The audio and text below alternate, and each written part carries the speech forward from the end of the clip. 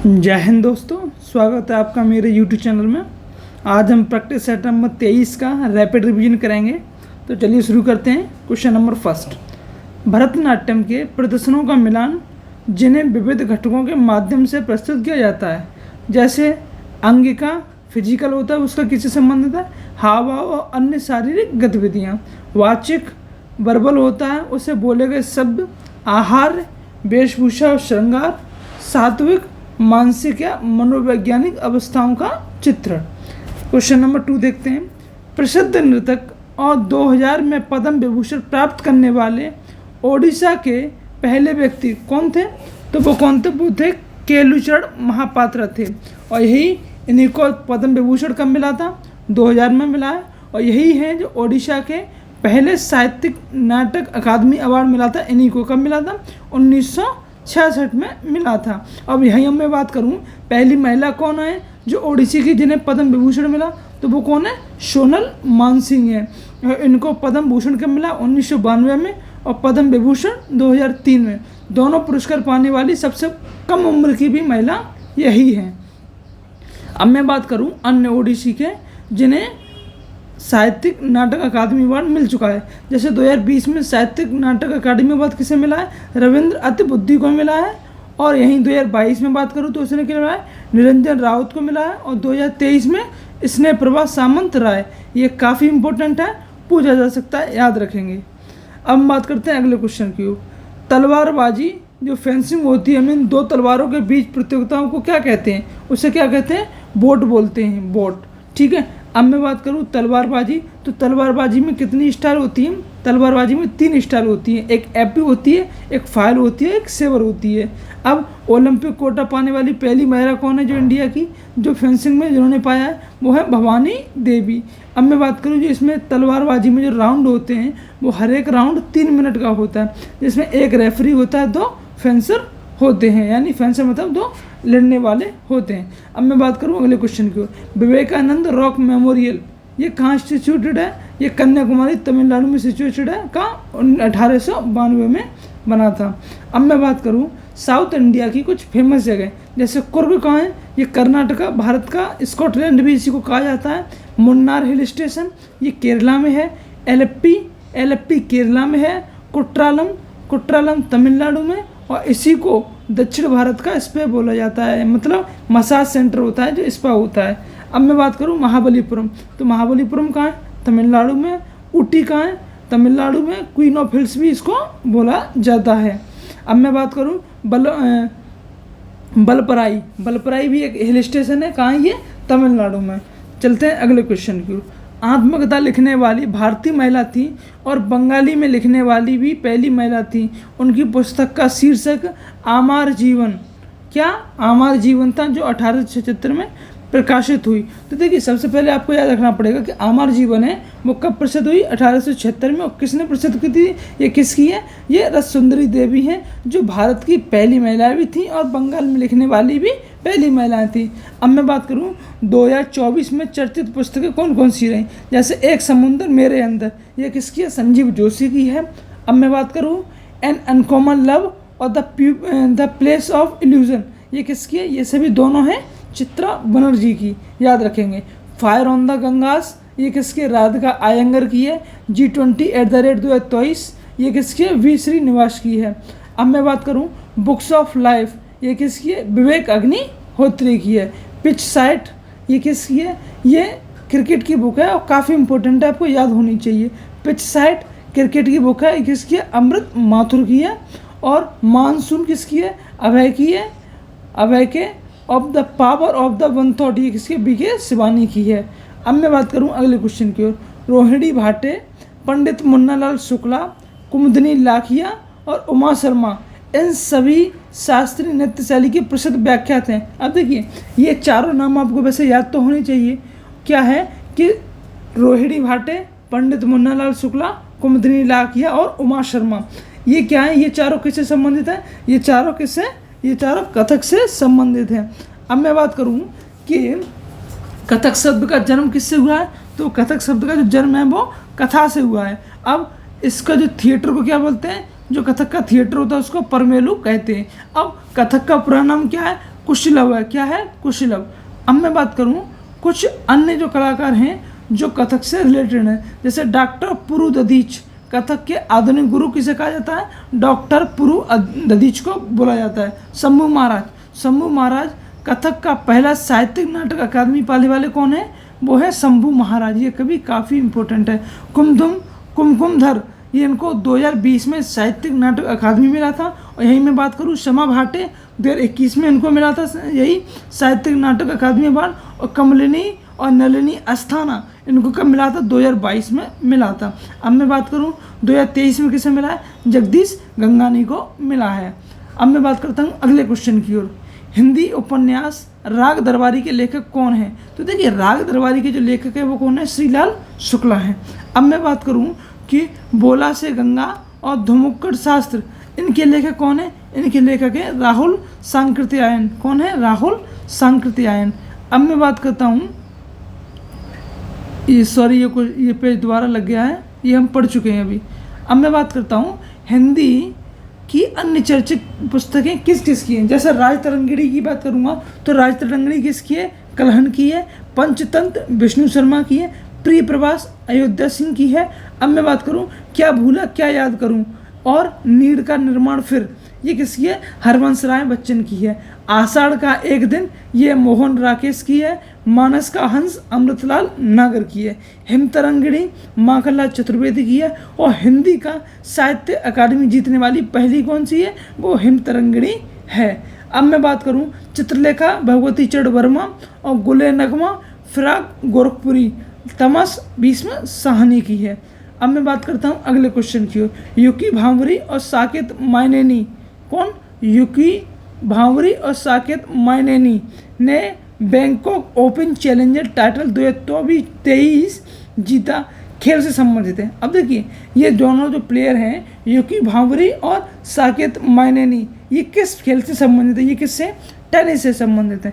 अब मैं बात करता हूँ कि जो 2023 में अर्जुन अवार्ड मिला है कुल कितने लोगों को मिला है? 26 लोगों को मिला है। इनमें से कुछ हम पहले देख चुके हैं और कुछ जो हैं वो हम अभी देखेंगे। जैसे अहिंका मुखर्जी, इनका संबंध किससे है? टेबल टेनिस है। अमित पंघाल कुश्ती से है। ईसा सिंह शूटिंग से है। नसरीन खो खो है जिसमें प्लेयर 9 होते हैं। आर वैशाली शतरंज से है जो चेस। और अदिति गोस्वामी आर्चरी से है। अब मैं बात करता हूँ अगले क्वेश्चन की।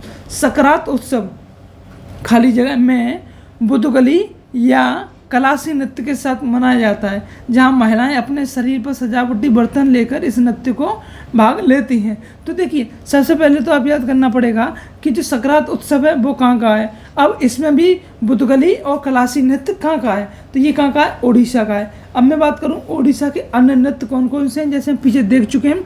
एक धानु यात्रा, रज पर्व, बाली यात्रा, चंदन यात्रा, केदु महोत्सव और शीतल सरित, ये सभी कहाँ के हैं? ये सभी ओडिशा के ही अन्य नृत्य हैं। अब मैं बात करता हूँ अगले क्वेश्चन की ओर। एनिमल फॉर्म जो 1984 में प्रकाशित हुई, इसके लेखक कौन है? तो इसके लेखक कौन है? जॉर्ज ऑरवेल इसके लेखक हैं।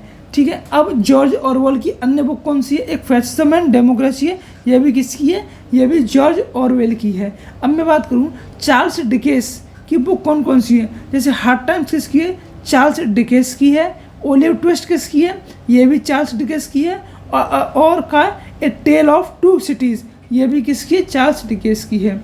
अब मैं बात करता हूँ अगले क्वेश्चन की ओर। अब आर्टिकल 352 क्या कहता है? नेशनल इमरजेंसी की बात करता है, जिसकी जो कहाँ से लिया गया है? जर्मनी के वीमर संविधान से लिया गया है।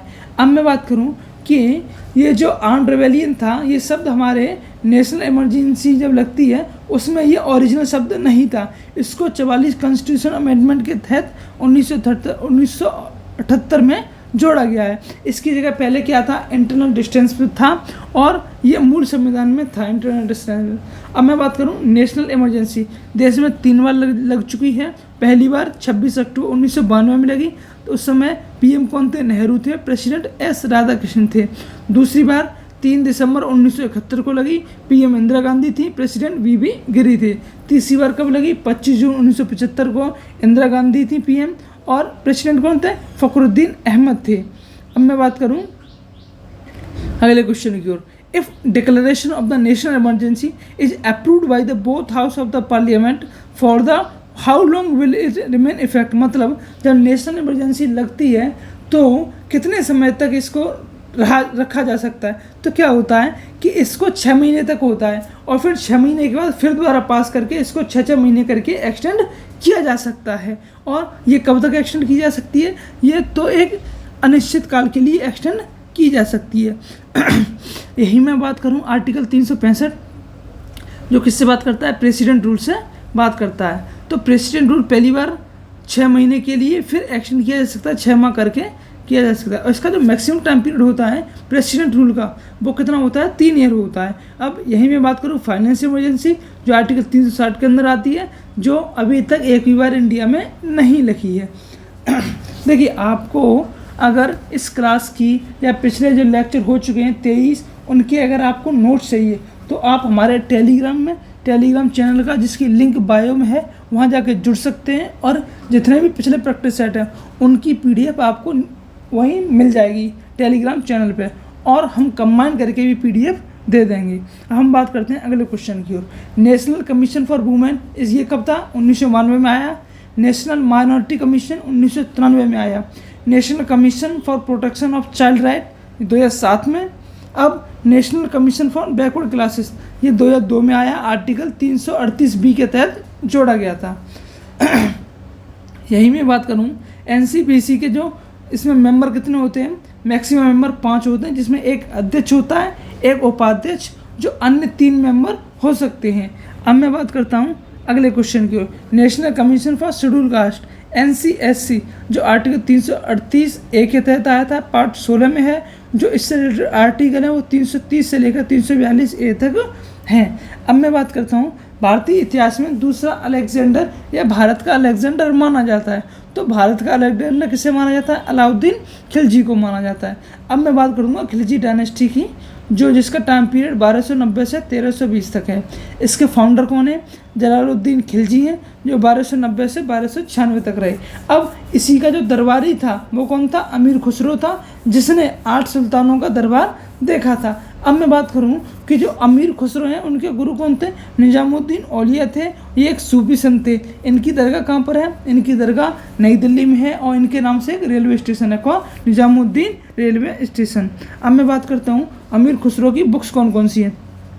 तो देखिए अमीर खुसरो की कुछ बुक याद करेंगे, तुगलकनामा, नूर सिपहर और मिफ्ताह उल फुतूह ये भी किसकी है, ये भी अमीर खुसरो की है। और आसिफ उल अनवर ये भी किसकी है, अमीर खुसरो की है। अब मैं बात कर दूँ शासनकाल की तो जलालुद्दीन था सबसे पहले जिसने इसकी क्या किया था, स्थापना की थी। उसके बाद अलाउद्दीन खिलजी आया 1296 से 1316 तक और अलाउद्दीन खिलजी को ही अमीर उल मोहम्मदीन कहा जाता है। क्या, अमीर उल मोहम्मदीन, ठीक है। और अली गुरसास की उपाधि किसने धारण की थी, अलाउद्दीन ने की थी।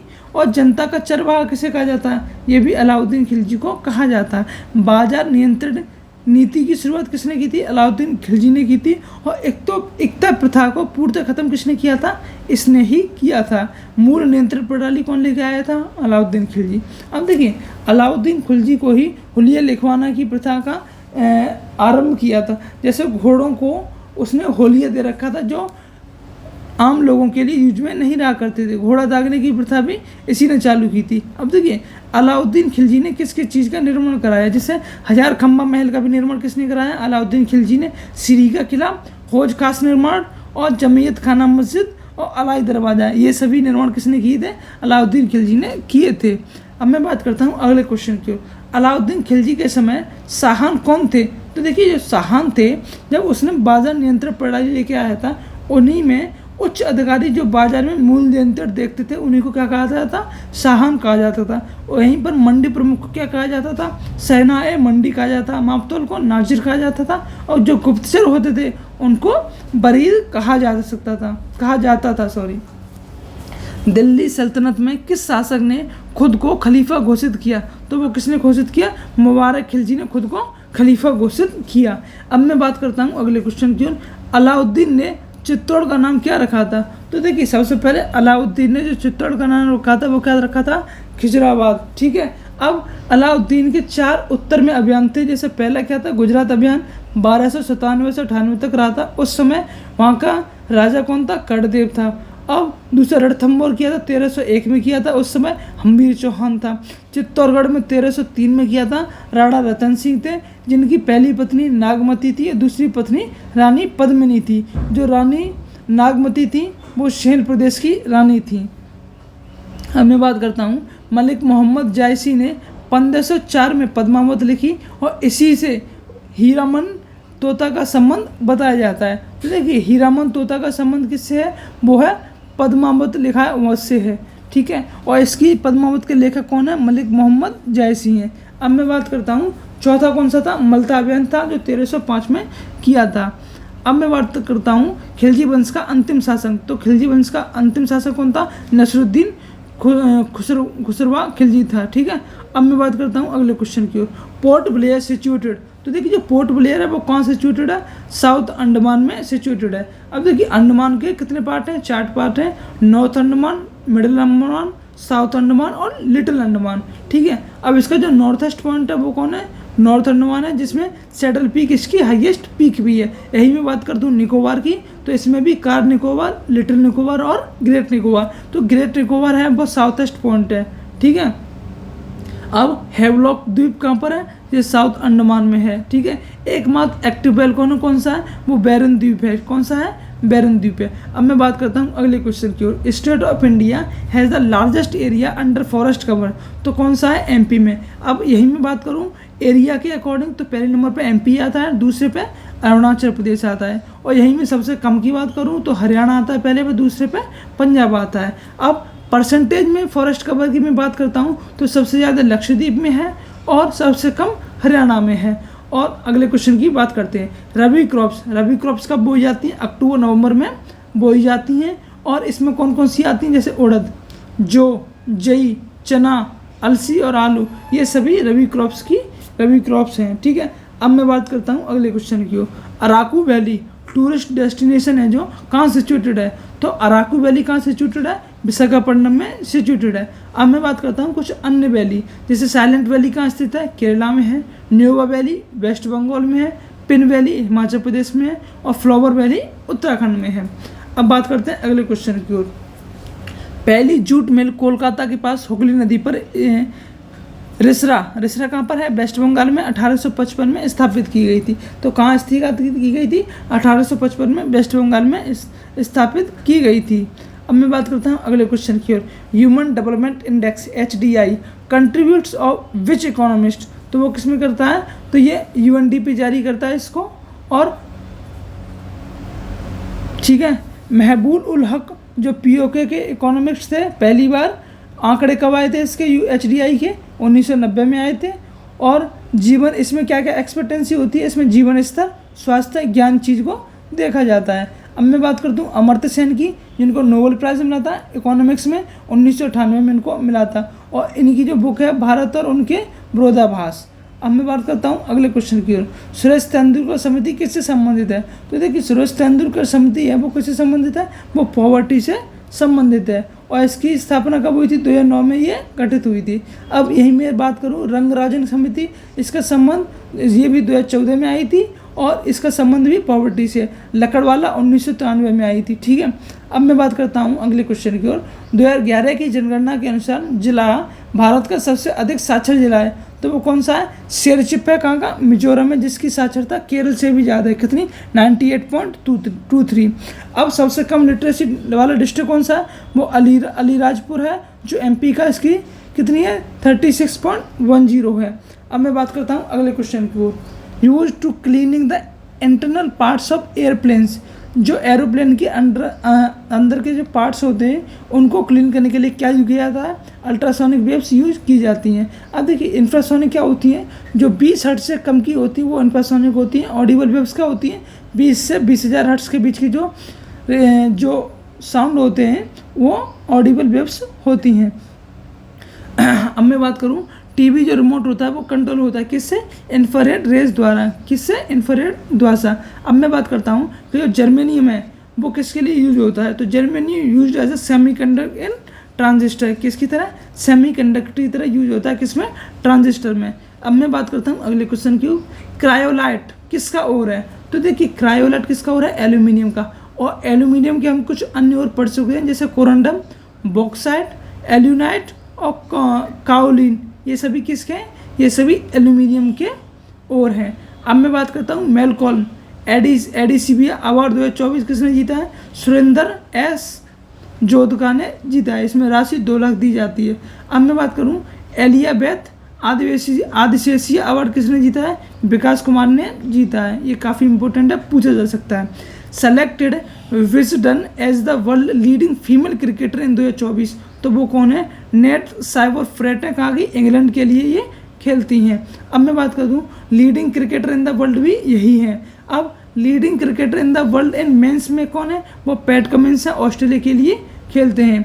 अब मैं बात करता हूँ leading T20 cricketer in the world कौन है, वो हीली मैथ्यूज हैं जो वेस्ट इंडीज़ के लिए खेलते हैं। अब मैं बात करता हूँ अगले क्वेश्चन को, recent in discussion what is pin code MS 1718, ये क्या है, एक पोस्ट ऑफिस है किसमें, इंडियन अंटार्कटिका में ये अपना पोस्ट ऑफिस है। पहला डाकघर कब खोला, 1984 में अंटार्कटिका में दक्षिण गंगोत्री, ये जो बर्फ में डूब गया था। दूसरा कौन था, मैत्री रिसर्च खोला गया था। अब मैं बात करता हूँ अगले क्वेश्चन की ओर, 30th Sultan Azlan Shah trophy ये किसने जीती है, जापान ने जीती है। और जापान में सेमिसाई महोत्सव कहाँ होता है, जापान में ही हुई है। लकड़ी का उपग्रह कौन लॉन्च करेगा, तो वो जापान ही लॉन्च करेगा। अब देखिए ये जो सुल्तान अजलन शाह ट्रॉफी है किससे संबंधित है, हॉकी से संबंधित है, मलेशिया में आयोजित होती है। शुरुआत में ये बाईएनुअल हुआ करती थी 1983 में, और फिर जब इसका क्रेज बढ़ गया तो ये फिर एनुअल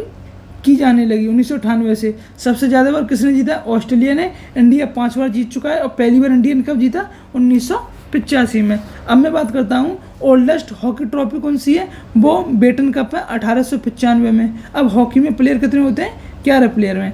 अगर आपको हमारी वीडियो अच्छी लगती हो तो चैनल को लाइक करें और सब्सक्राइब करें, जितना हो सके तो उसको शेयर भी किया करें, जिससे क्या है कि हम आपके लिए और वीडियो बना सकें और जो PDF हैं वो आपको सिस्टमेटिक रूप से आपको प्रोवाइड कर सकें। धन्यवाद।